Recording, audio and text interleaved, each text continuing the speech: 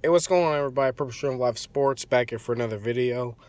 So last night, Los Angeles Clippers played the Boston Celtics, and today, sports media is going off about Kawhi Leonard's performance and the injury to Paul George, which he strained his hamstring again. So, hamstrings in sports is kind of like it's a thing that you don't want to test because a hamstring is very important to where it's just so questionable because you can, think you're healthy and then, re-aggravate the injury again. So hopefully, Paul George is not for an extended period of time, but it is what it is. So, I was watching I was in YouTube comments per usual, but I was watching First Things First, which is on Fox Sports. Nick Wright, who's known to be a LeBron fan, who thinks LeBron is the GOAT.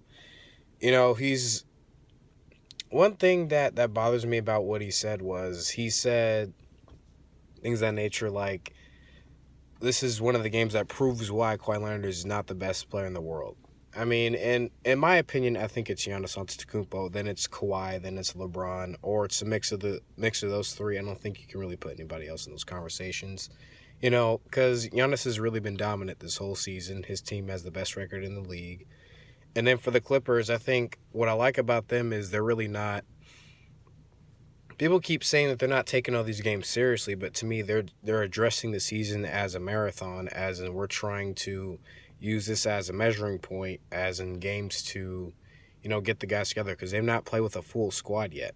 That's what we're waiting for. And I think for him to say things like Kawhi Leonard is not this, Kawhi Leonard is not that, just it kind of seems like he was slandering his name. And it seems like he's tired of people saying that it's not LeBron James the best player in the world. People putting Kawhi Leonard above LeBron James.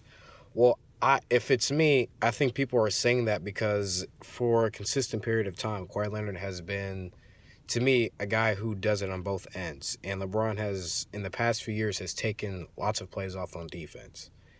And Nick Wright did mention that Kawhi has been doing that, which I don't see it. I see whenever Kawhi is playing, he's guarding usually the best player on the other end of the floor, and he doesn't get blown by. Kawhi does not foul. He's known for having more steals than fouls in his career. Kawhi, to me, is just what you want in a fundamentally great player. He's got a great offensive game, which I've talked about, great mid-range game. He's just really good shooting the three. He's become a better playmaker, passing, getting guys involved. So that type of thing is what you like about Kawhi Leonard. The one thing that people do not enjoy is that he's taken a lot of games off because not only is he load managing, he worries more about the playoffs than anything else, but he doesn't want to.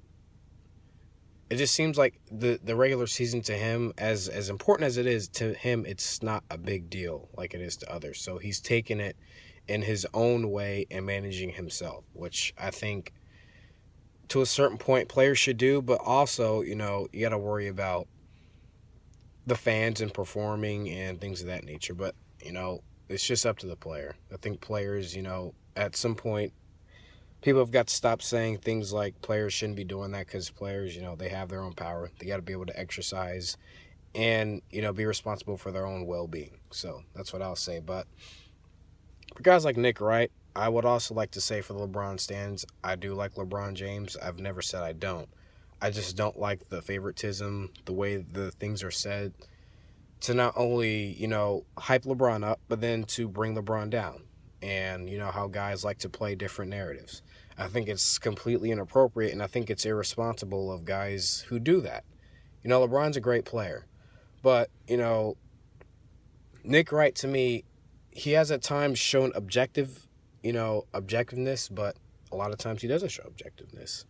And it seemed today that he wanted to play that card, when they lost to the Clippers, when Kawhi did score only 2 points in the fourth quarter and both overtimes. He did not score in either overtime period. I've seen games where LeBron's done that, and I've not heard a lot of him criticizing LeBron in those moments. He did talk about the 2011 finals when LeBron was, historically terrible, but he doesn't address those moments when LeBron is not at his best, when LeBron is not competing at the best level, when he's being outplayed.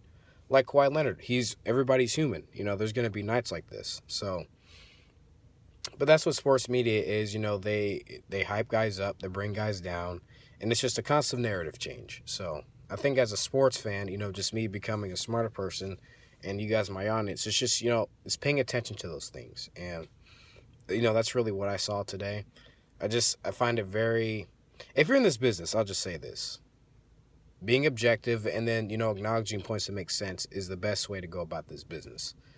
And, Nick Wright, I think he's a good television personality, but shows a lot of, bias towards LeBron James. And, it's easy to see. So that's really all I have to say about this. Who do I think will win in a matchup in the playoffs? I think the Clippers, to me, they have depth. They have beaten the Lakers head-to-head. The Lakers have been up, I think, in both matchups or in the second game, but the Clippers have come back and won. So, to me, the one thing the Clippers need, and I've said this, is they just need rim protection, consistent rim protection, a guy like that who can help them. So whatever in the buyout market, whatever they find, a consistent guy that can protect the rim is really what's going to help them. So hope the Clippers find that, but everywhere else, they're pretty good. They just got to stay healthy. And if they're healthy, to me, they are the team, to me, that will come out of the West if they are healthy. They can shoot with everybody. They defend excellent on the perimeter. And Montrezl Harrell is not a bad rim protector. I just think they need a more consistent guy, another big body that can deter guys from going into the lane. So that's going to do it for this video. I'd like to thank you guys for listening. Hope you guys are having a great day. And Purpose Driven Life is out. And I will see you guys in my next video.